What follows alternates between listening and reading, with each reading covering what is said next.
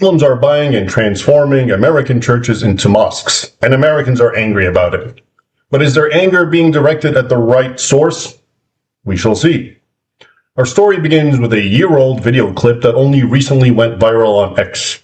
In it, one Muhammad Musri, maybe Masri, Egyptian, president of an organization called American Islam and chairman of the board of the Islamic Society of Central Florida, appears saying during a Friday sermon that due to its, quote, unimpressive dogma of someone being crucified, Christianity is dying out in America, preparing the way for Islam. His exact words, quote, a lot of Christians are leaving their faith, especially the young generation. The churches are emptying out. The Pew Research Center has shown that in the last 10 years, 28% of people have left the church and become atheists or agnostics. They are not impressed anymore by the dogma that someone 2,000 years ago was crucified for their sins. They are searching for something that is more meaningful, that is consistent with science and consistent with the principles that we know today. Islam is the answer for them, and we are jumping on the opportunities. As such, Muslims are busy buying up and transforming churches into mosques as part of their Islamization of America program.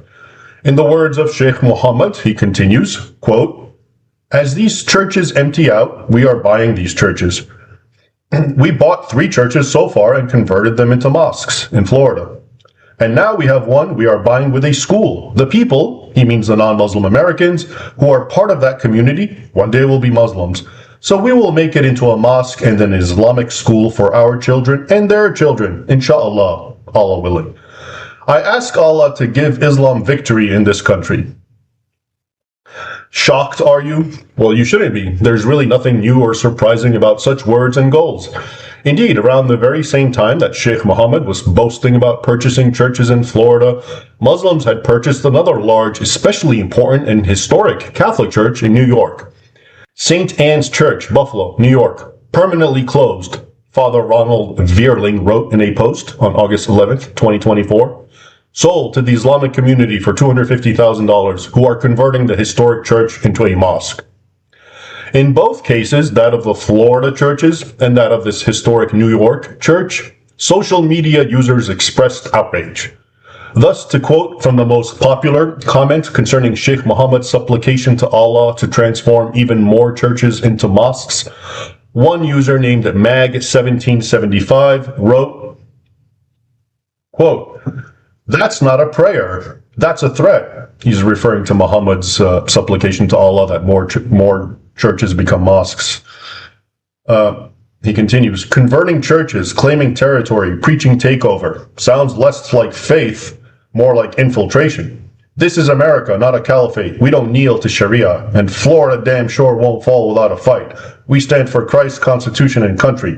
No retreat, no surrender. Similar outrage was voiced regarding the New York church, to the point that the aforementioned Father Vierling had to issue a follow-up statement, saying, quote, no anger should be directed against the Islamic community. The parish complex was made available for sale by the diocese. This scenario is being played out in once large urban dioceses across the country. So what to make of all this? For starters, let no one be deceived. For Muslims, these purchases are not mere business transactions. A point is being made. From its very origins, Islam always sought to convert the temples of other religions into mosques. Victory mosques, to be precise. Past and present, one of the very first signs of Muslim consolidation was and is the erection of a mosque atop the sacred sites of the vanquished. The pagan Kaaba temple in Arabia was converted into Islam's holiest site, the Mosque of Mecca. The Al-Aqsa Mosque, Islam's third holiest site, was built atop Solomon's temple in Jerusalem. The Umayyad Mosque was built atop the church of St. John the Baptist. And the Hagia Sophia was converted into a mosque upon the conquest of Constantinople in 1453, and again recently. For Muslims, the transformation of non-Muslim places of worship into mosques is the physical manifestation and validation of Islam's ancient battle cry, Allahu Akbar, which simply means, my God is greater than your God, as seen by Allah's taking up residence in the temple of his vanquished counterparts. The transformation of Christian churches into mosques is especially emblematic of this phenomenon. Because most of the land Islam conquered or stole, from Morocco in the west to Iraq in the east, was for centuries Christian, most of the religious houses that were turned into victory mosques were churches. As such, the transformation of American churches into mosques is, for Muslims, another example of Islam's triumph over its Christian nemesis. Allahu Akbar will be chanted as the Muslim deity makes his residence in the many vacated churches of Florida, New York, and all across America. Even so, when Father Veerling wrote that, quote, no anger should be directed against the Islamic community, that also is true. Muslims are, after all, only doing what is good for them in their religion. Who can blame them? They are not directly conquering anyone or annexing any building. Every American church they transform into a mosque was sold to them, often for a few silver pieces. This is the point that so many Western folk who are otherwise wise to Islam and its wiles do not seem to understand. Muslims cannot be faulted for flooding Western Europe or for having so many children, so that the number one name for newborn baby boys in several Western capitals is Muhammad, or for advocating for laws and behavior that conform to Sharia. In doing all of these things, they are merely engaging in self-preserving and self-promoting activities, which is how all normal people behave. So how can they be blamed for buying and turning churches into mosques when those churches are offered to them? Alarmed Christians, or Americans in general, will get nowhere until they learn to point their fingers in the right direction, at themselves, or at least at their elected leaders, who empower Muslims over Americans, and then do something about it. An example of how American leaders help empower Islam in America just occurred a few days ago, on May 2nd.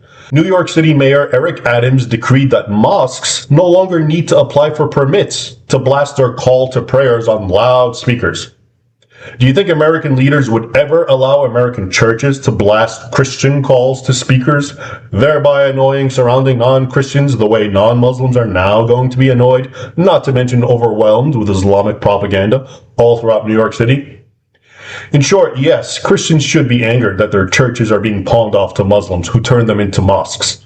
But Christian anger, if it is ever to be of any value, should be less directed against Muslims whose actions are normal and representative of a people seeking to preserve and promote itself, and more towards themselves and their leaders whose actions are suicidal and precisely what has led to so much Muslim empowerment in the West.